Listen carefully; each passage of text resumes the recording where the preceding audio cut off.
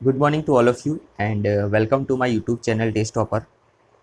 इस चैनल पे हम डेली जनरल अवेयरनेस का टेस्ट डिस्कस करते हैं, जिसमें कि आपका S S C G L C H S L M T S and other exam, साथ ही R R B N T P C group D A L P junior engineer, साथ ही various state के P S C exam जैसे कि G P S सी हो गया, U P S सी हो गया, आर पी एस सी हो गया एंड अदर एग्जाम जैसे कि high court junior clerk, senior clerk, peon.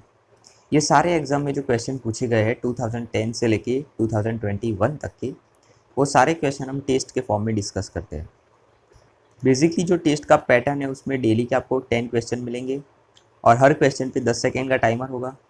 And जैसे ही पूरा टेस्ट कंप्लीट होता है उसके तुरंत बाद हम उसका डिटेल एनालिसिस भी करेंगे। सो नाउ गाइस, आपका आज का टेस्ट शुरू होने वाला है। So let's start the test.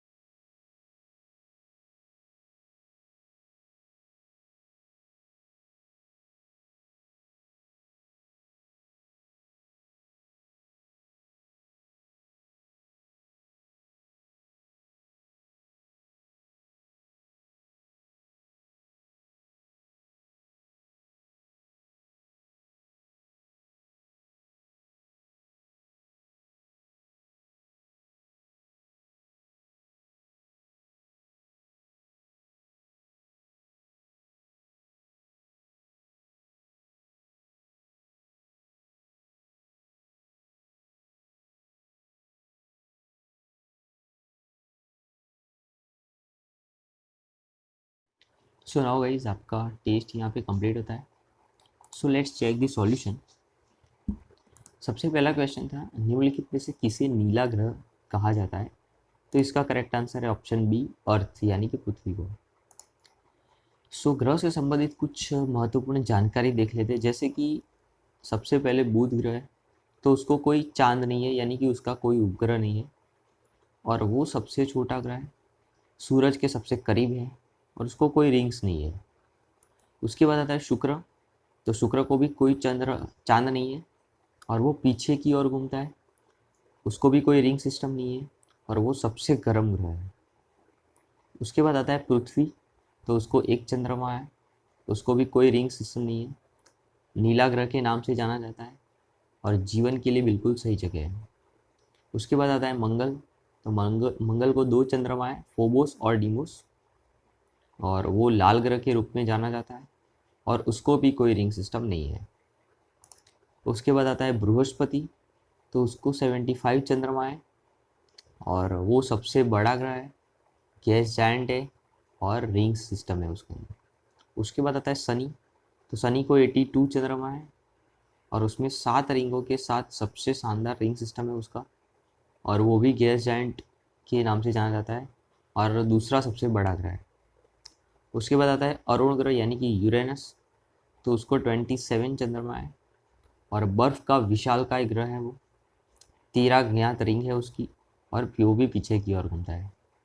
और उसके बाद आता है नेपच्यून। तो नेपच्यून को 14 चंद्रमा है और वो सबसे हवा वाला ग्रह है, सबसे हवा वाला ग्रह के रूप में जाना जाता है वो, कम से कम 5 रिंग है उसकी और वो आइस जायंट है।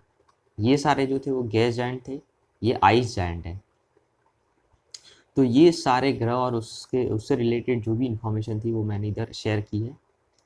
सुनाओ गाइस सेकंड क्वेश्चन। ऐसे कौन से ग्रह है जिसके चारों ओर परिक्रमा करने वाले उपग्रह नहीं है?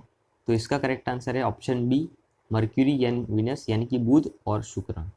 तो बुध और शुक्र को जो है वो उसके चारों ओर परिक्रमा करने वाले ग्रह नहीं है, मतलब उसके कोई उपग्रह नहीं है, कोई चांद नहीं है इसका।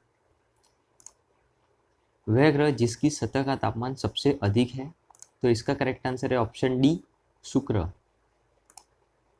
कौन सा ग्रह सूर्य की एक परिक्रमा करने में 88 दिनों का समय लेता है, तो इसका करेक्ट आंसर है ऑप्शन ए, बुध। तो जैसे कि आप इधर देख सकते हैं ये ग्रह है और उसके रिलेटेड वर्ष की लंबाई है, यानी कि एक कंप्लीट रिवॉल्यूशन में वो कितने टाइम लेता है, कितना टाइम लेता है, तो वो मैंने इधर लिखा है। जैसे कि बुध है तो वो 88 डेज लेता है। उसके बाद शुक्र जो है वो 225 डेज लेता है। उसके बाद पृथ्वी जो कि 365 डेज लेता है। उसके बाद मंगल तो वो 687 डेज लेता है। उसके बाद बृहस्पति जो कि 12 ईयर्स लेता है। उसके बाद शनि जो 29 ईयर्स लेता है। उसके बाद अरुण ग्रह यानी कि यूरेनस, तो यूरेनस जो है वो 85 ईयर्स लेता है। एंड नेपच्यून जो है वो 165 ईयर्स लेता है एक कंप्लीट रिवॉल्यूशन में। तो सिंपल सी बात है, जैसे कि बुध है वो सूर्य के सबसे नज़दीक है, तो वो सन के अराउंड रिवॉल्यूशन में कम टाइम लेगा। उसके बाद शुक्र आता है तो शुक्र उससे थोड़ा ज़्यादा टाइम लेगा। उसके बाद अर्थ आता है, तो जैसे जैसे सूरज से डिस्टेंस बढ़ता जाएगा वैसे वैसे ये टाइम ड्यूरेशन जो है वो बढ़ता जाएगा। सिंपल सी बात है। तो आपको सारे याद नहीं रखने हैं, एक तो बुध याद रखना है, शुक्र याद रखना है और पृथ्वी याद रखना है, बस ये 3 याद रखना है। बाकी ये सब आपको याद नहीं रखने हैं, ये मैंने सिर्फ आपको एक नॉलेज के लिए बताया इधर। सुनाओ गाइस नेक्स्ट क्वेश्चन। ललित कला अकादमी किसके प्रचार के लिए समर्पित है, तो इसका करेक्ट आंसर है ऑप्शन ए, फाइन आर्ट्स, यानी कि ललित कला से संबंधित है, समर्पित है। कलारीपयट्टम देश के राज्य की मार्शल आर्ट है, तो इसका करेक्ट आंसर है ऑप्शन डी, केरल की। माउंट आबू के प्रसिद्ध दिलवाड़ा मंदिर डैश जगह के लिए एक पवित्र तीर्थ है, तो इसका करेक्ट आंसर है ऑप्शन बी, जैन के लिए। राजस्थान के माउंट आबू में दिलवाड़ा मंदिर अपने जैन मंदिरों के लिए प्रसिद्ध है।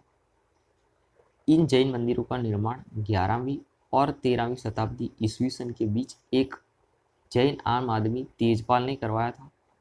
दिलवाड़ा के 5 प्रसिद्ध संगमरमर के मंदिर जैनों का पवित्र तीर्थ स्थान है और दिलवाड़ा जैन मंदिर संगमरमर के आश्चर्यजनक उपयोग के लिए विश्व प्रसिद्ध है। कौन सा उपकरण कम दूरी की वायरलेस कनेक्टिविटी प्रदान करता है, तो इसका करेक्ट आंसर है option C, Bluetooth. Indira Gandhi की जीवनी के लेखक कौन थे, तो इसका करेक्ट आंसर है ऑप्शन सी, पुपुल जयकर। तो प्रसिद्ध हस्तियों की आत्मकथाएं देख लेते हैं, जैसे कि सबसे पहले विंग्स ऑफ फायर जो कि एपीजे अब्दुल कलाम की है। उसके बाद the bandit queen of India जो कि फूलन देवी की है। उसके बाद अनब्रेकेबल मैरी कॉम की। मेरे जीवन की दौड़ जो कि मिल्खा सिंह की है। प्लेइंग इट माय वे जो कि सचिन तेंदुलकर की है।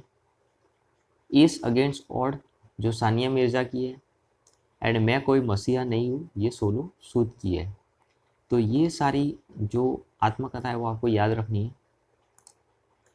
उसके बाद द्रव का घनत्व मापने के लिए किस उपकरण का उपयोग किया जाता है, तो इसका करेक्ट आंसर है ऑप्शन बी, हाइड्रोमीटर का। तो महत्वपूर्ण वैज्ञानिक उपकरण, तो जैसे कि सबसे पहले आता है हाइड्रोमीटर। तो हाइड्रोमीटर जो है उसका उपयोग द्रवों के घनत्व को मापता है। उसके बाद आर्द्रता मापी यानी कि हाइग्रोमीटर, तो वो वातावरण में नमी की मात्रा यानी कि नमी की आर्द्रता को मापता है। उसके बाद फैदोमीटर जो समुद्र की गहराई नापने के लिए प्रयोग किया जाता है। उसके बाद हाइपोमीटर जो कि ऊंचाई मापने के लिए। लेक्टोमीटर दूध की शुद्धता मापने के लिए। एंड बैरोमीटर जो है वो वायुमंडलीय दबाव को मापता है। तो ये कुछ महत्वपूर्ण वैज्ञानिक इंस्ट्रूमेंट थे जो कि को याद रखने हैं और उसके जो उपयोग है वो आपको पता होनी चाहिए। सो नाउ गाइस आपका टेस्ट यहाँ पे कंप्लीट होता है। So thanks for watching this video. अगर आपको वीडियो अच्छा लगा तो प्लीज़ यार वीडियो को लाइक, शेयर एंड सब्सक्राइब जरूर करो। Thank you so much.